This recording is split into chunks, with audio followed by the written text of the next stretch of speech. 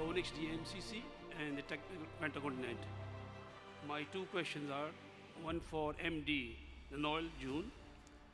Cylinder oil available for all type of fuels. So does it include methanol and ammonia? Are they same oil or different? Second part of the question is, oil for two-stroke engine and four-stroke engine for ammonia or methanol is the same. Then later I will ask question from Rajiv, which I can put across now. Rajiv, you mentioned about this air lubrication is very good system. But I would like to ask you, if the ship is going to stay at anchorage for more than 35 days, which we have experienced, then the barnacles are going to stick to the hull in the bottom and then need cleaning. So how this air lubrication is going to support us? When the ship is going to move, is it going to clean it, or we have to call the divers to clean the hull?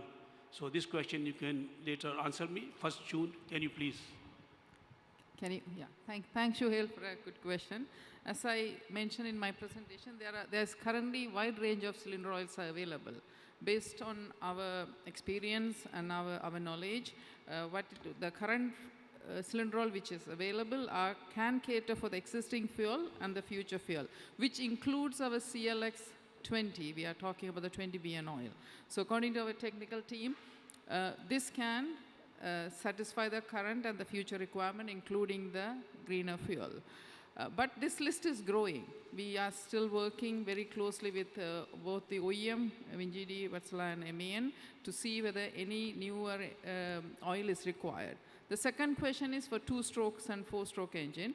I showed in my slide for two-stroke, we have cylinder oil varying from 20 BN to 140 BN. And for four-stroke, we have 9 BN to 55 BN oil, which is available. We have a wide portfolio is available.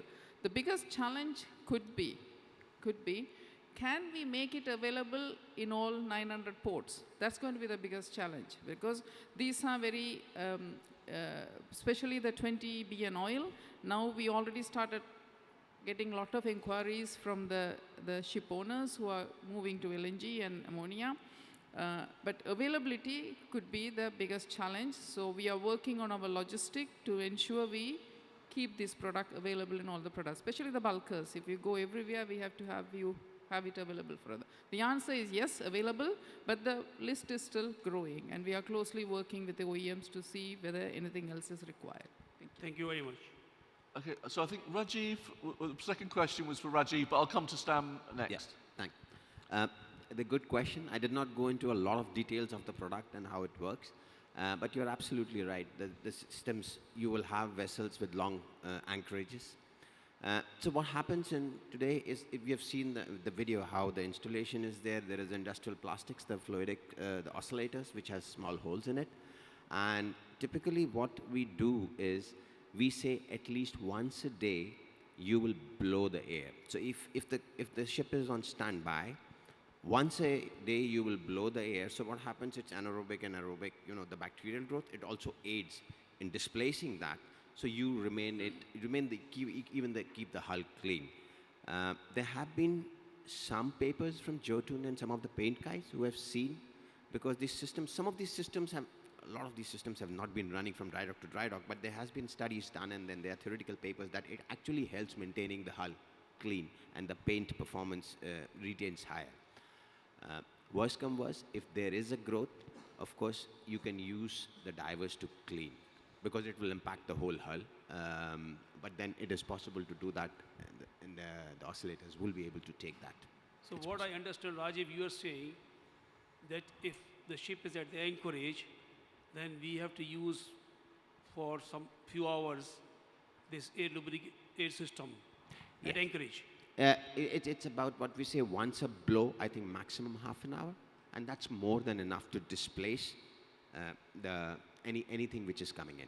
And you are mentioning it's for the bottom. What about the side verticals? Because verticals also gets the growth, Yeah. So they are also going to give resistance to when ship is at sea. Yeah. So that's the most difficult job to clean also when it's not in the water for the divers.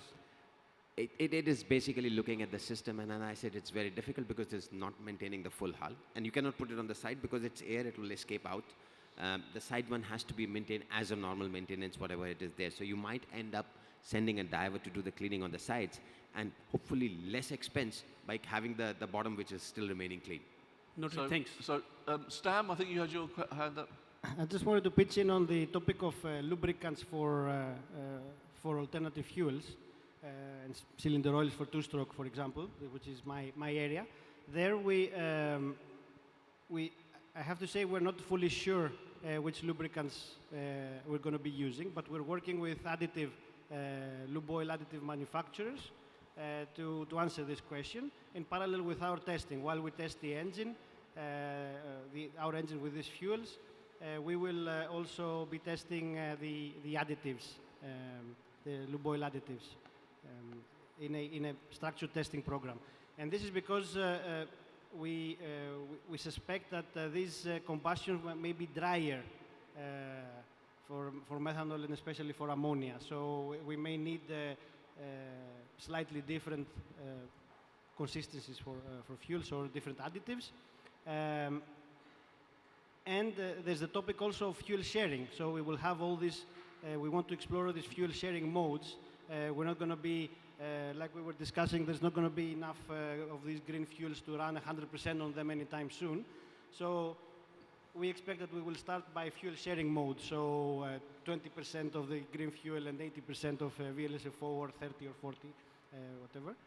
So we will need to test all these modes as well with the different, what is the effect on lubrication. Fantastic presentation by all the panelists. Congratulations.